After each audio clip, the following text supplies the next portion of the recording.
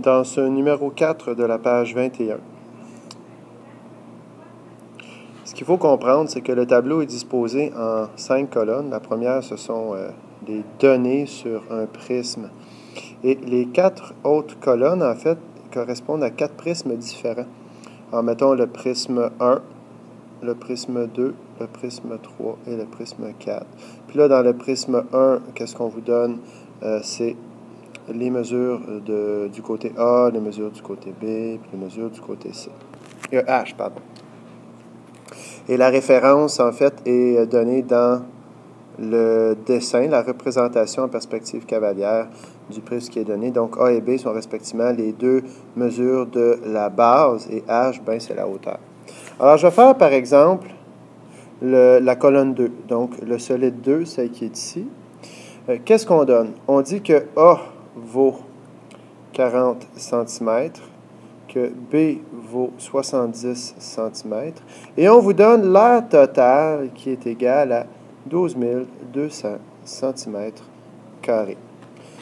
La meilleure façon de commencer, c'est d'une façon structurée et aller avec une formule qui nous dit ce qu'on va faire, ce que j'appelle le plan de match. Alors, l'aire totale est égale à 2 fois l'aire de la base plus l'aire latérale.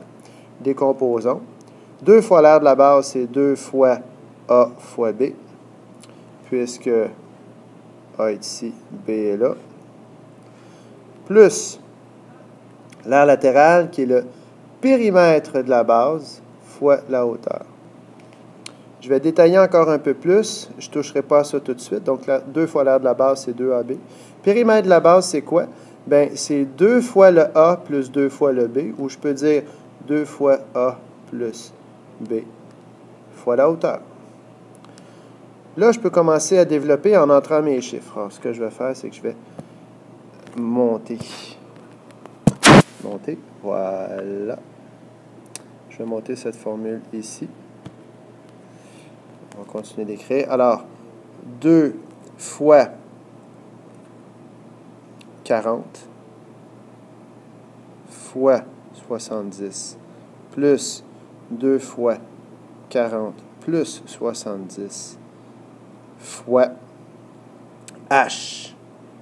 Alors, je ne connais pas H. Ah oui, et je sais que ça, c'est l'aire totale et que c'est égal à 12 200 cm². Bon, là, je vais me tasser un petit peu pour faire de la place. Alors, 12 200 cm² est égal à 2 fois 40 fois 70, ce qui fait 5600,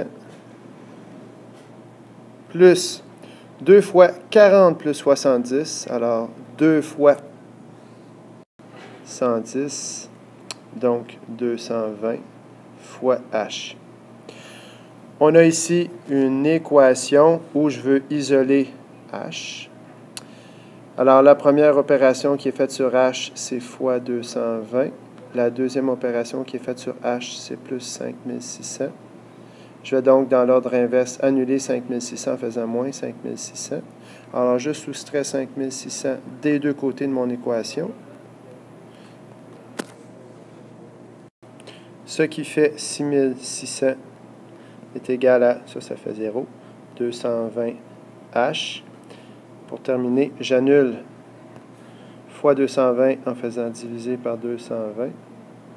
Bien, je vais diviser ici comme ça, divisé par 220, divisé par 220.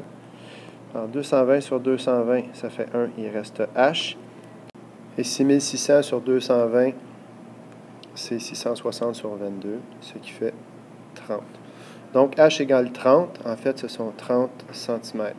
À partir de là, on a la hauteur et on est en mesure de calculer l'aire d'une base et l'aire latérale. Voilà.